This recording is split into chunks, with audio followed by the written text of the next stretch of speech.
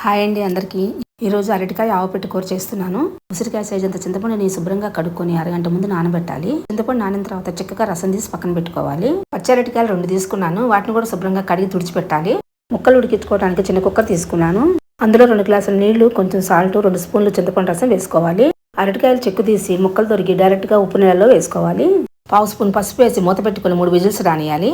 ముక్కల్లో ఇంకా water మిగిలిందండి, వడగడుతున్నాను. Stove మీద బాండి పెట్టుకుని 2 స్పూన్లు ఆయిల్ వేసుకోవాలి. ఆయిల్ వేడెక్కగానే ఒక ఎండుమిర్చి, తాలింపు దినుసులు వేసుకోవాలి. తాలింపు ఫ్రై అవ్వగానే 1 స్పూన్ ఇంగువ, 6 పచ్చిమిర్చి, కరివేపాకు వేసి ఫ్రై చేయాలి. ఇప్పుడు ఉడకబెట్టుకున్న అరటికాయ ముక్కలు వేస్తున్నాను.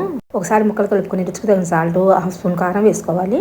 ఉప్పు కారం బాగా కలుపుకొని 2 స్పూన్ చింతపండు రసం వేసుకోవాలి. చింతపండు రసం కూరకు పట్టేలాగా 2 నిమిషాలు కూరను ఉడికించాలి. కూరను పూర్తిగా చల్లారనివ్వాలి. కూర పూర్తిగా చల్లారినాక 3/4 స్పూన్ ఆవపిండి వేస్తున్నాను. ఆవపిండి మీద 1 స్పూన్ ఆయిల్ వేసి కలిపితే బాగా కలుస్తుంది.